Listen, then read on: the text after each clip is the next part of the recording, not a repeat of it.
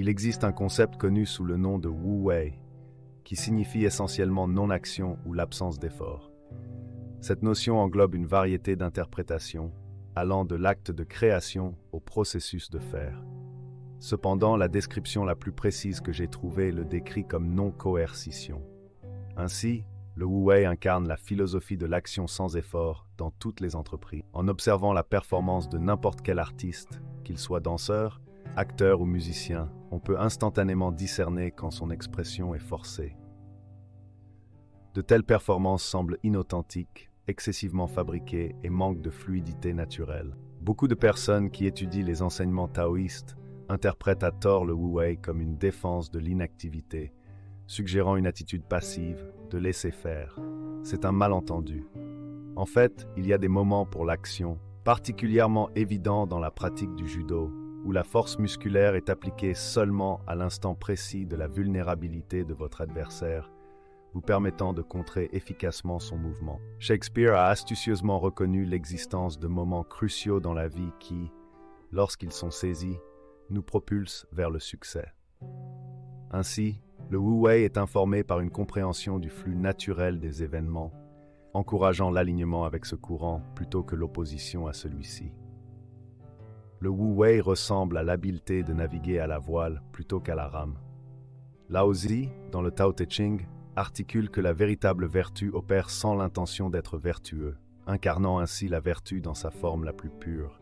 À l'inverse, la vertu inférieure s'accroche à l'apparence de la virtuosité et est donc déficiente.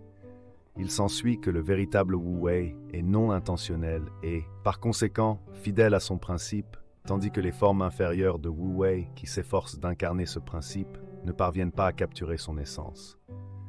Cela suggère que le Wu Wei ne concerne pas une passivité forcée ou un sens de spontanéité artificielle.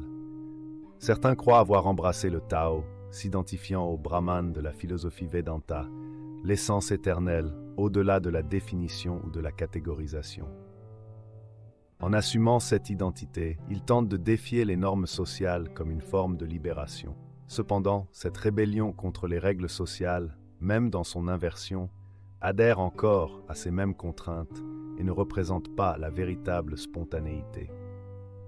Pour incarner véritablement le Wu Wei, on doit reconnaître le flux et le rythme inhérents aux événements de la vie, interagissant avec eux de manière à la fois sans effort et harmonieuse. Comprendre vos véritables désirs nécessite un état de tranquillité profonde, où la voix intérieure devient claire.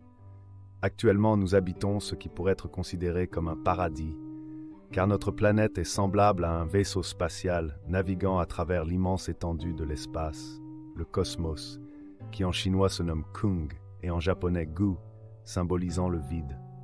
Ce concept de vide, souvent négligé, est crucial, représentant la même fondation de l'univers, malgré son indéfinissabilité et son inconcevabilité comme apparent néant. Pour percevoir cela, on doit adopter la perspective d'un enfant, recapturant l'émerveillement et la curiosité de la jeunesse.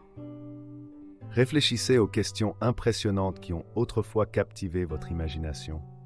Les mystères qui se trouvent au-delà des étoiles, l'immense étendue de l'univers, le concept d'infini expliqué par une mère à son enfant. De manière similaire, les contemplations sur la nature de l'existence, le concept déconcertant de ne jamais commencer ou l'expérience de penser d'expérimenter la non-existence provoquent une sensation particulière en nous.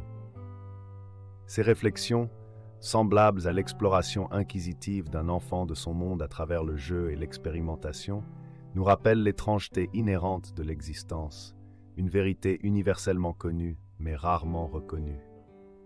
L'âge adulte nous éloigne souvent de ces vérités fondamentales, car les normes sociales découragent la reconnaissance ouverte des mystères inhérents de l'univers. Redécouvrir cette conscience exige un retour à l'émerveillement enfantin, nécessitant que nous mettions de côté momentanément nos notions préconçues, croyances et cadres logiques. En laissant métaphoriquement notre bagage intellectuel à la porte, avec l'option de le récupérer en sortant, nous nous ouvrons à redécouvrir le monde avec des yeux neufs, embrassant à nouveau le mystère et la complexité de l'existence. Permettez-vous d'expérimenter le monde qui vous entoure sans le filtre de vos notions préconçues et étiquettes linguistiques.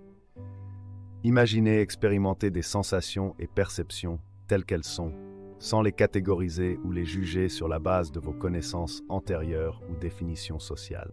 Cet exercice ne vise pas à dévaloriser vos croyances ou capacités intellectuelles. Plutôt, c'est une invitation à explorer un mode de perception différent, un qui privilégie l'expérience directe plutôt que l'analyse. Considérez vos pensées et étiquettes mentales comme vous observeriez les vagues se brisant contre le rivage, transitoires, en constante évolution, et non l'essence de votre véritable expérience. L'objectif ici n'est pas de provoquer de l'anxiété en remettant en question les fondements de la pensée intellectuelle. Plutôt, il s'agit d'offrir une pause momentanée, un espace où vous pouvez explorer la texture brute de l'existence, sans la nécessité de la catégoriser ou de la définir. Alors pour l'instant, lâchez prise.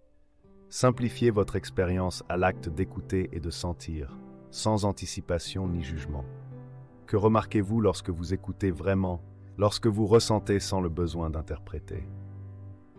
Ce moment de simplicité et d'expérience directe peut révéler des perceptions sur votre relation avec le monde et avec vous-même. Des perceptions qui sont souvent obscurcies par la catégorisation et l'analyse implacable de la vie quotidienne.